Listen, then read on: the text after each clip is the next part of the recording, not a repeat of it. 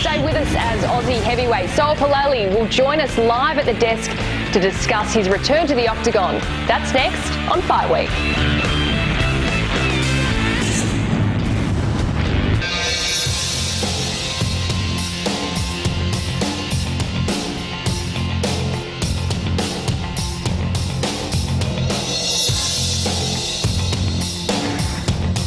Well, he was in devastating form against Walt Harris, and come August 1, we'll be seeing him make a welcome return to the octagon at UFC 190 in a battle of the giants as he faces former UFC title challenger Antonio Silva. And he joins us right now. Silva Palelei, thank you so much for joining us here at the desk. Hey, thanks for having me on. Go on, guys. Now, as we just mentioned there, great news. You've got a date ready for your next fight. I sure do, but who looks better in the suit? I'm not arguing. I like that. We've turned it into fashion police. Yeah, I think my suit's better than Conor McGregor's. Yep, a potential challenger, always looking to win something. No, but yeah, obviously a big news with Bigfoot Silva. Big step up for me in opponent-wise, but looking forward to it and looking forward to representing Australia. Now, you did say that it's a little bit of a step up for you, but in your last 5 fights, you've only lost one of them. That came in Auckland by decision.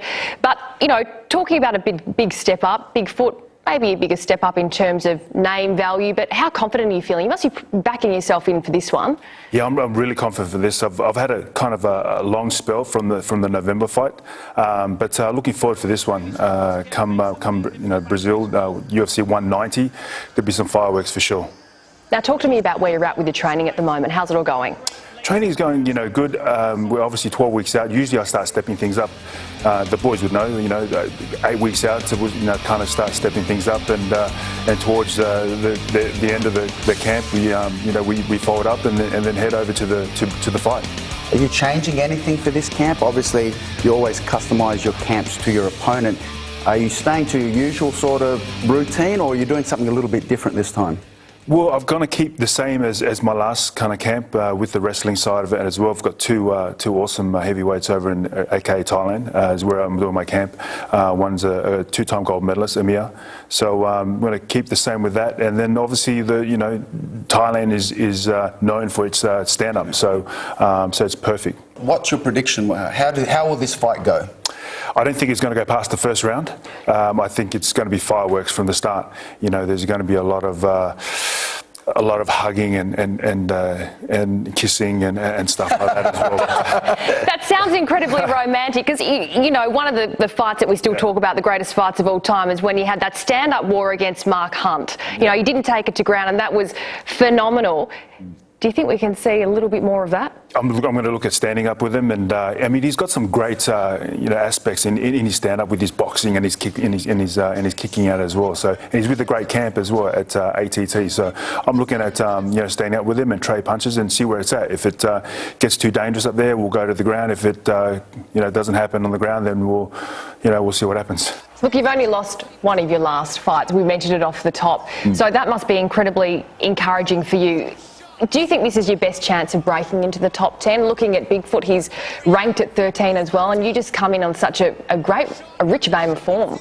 Yeah, absolutely. If I get past Bigfoot, it's going to give me potential to get into the top 5, and then hopefully in the near future go for that belt. But I'll take it one step at a time, get through Bigfoot, and then we'll see what happens after that. And just quickly, we know that the Brazilian fans will be going absolutely mad and wild for it. Can we expect to see any of your Hollywood A-list friends there in the front row? We know that you rub shoulders with Ewan McGregor, and you've got a couple of films up your sleeve as well as a book coming out soon. I do. Well, I fought here in Sydney, and I had Leonardo DiCaprio in my corner. So if you didn't know that, but I didn't know that. Yeah, I'm quite impressed. And but it was, to have them guys, kind of pat you on the back, and also kind of doing a movie with Ewan McGregor, and I've got 2 movies coming out this year as well, and got signed a book deal with Penguin. So I've got a lot happening at the moment, and but that's all from I'm blessed where I'm at the moment in life. So I'm happy and I'm grateful. But you know what the Brazilian fans are like, guys? They're crazy, and if you know about the soccer, these guys are even more crazy with the whole MMA side of it. All right, well, we know what the Brazilian fans are like, and this is what they have in store with UFC 190 in Brazil. It's headlined by a main event, women's bantamweight title match between Ronda Rousey and Correia. Now, the long-awaited rematch between Shogun Rua and Little Nog and his brother Minotauro Nogueira takes on the 7th Swede, Stefan Struve, and of course, the man himself, Palelei against Bigfoot Silva. Now, thank you so much for joining us. It's been an absolute pleasure. Wish you all the best of luck in training and, of course, at UFC 190. Baby, lock the door and turn the lights down low. Put some music on it soft and slow. Baby, we ain't got no place to go. I hope you understand. There you go. There you go. I think I might be blushing. Well, stick around, though, because the UFC is returning to our shores.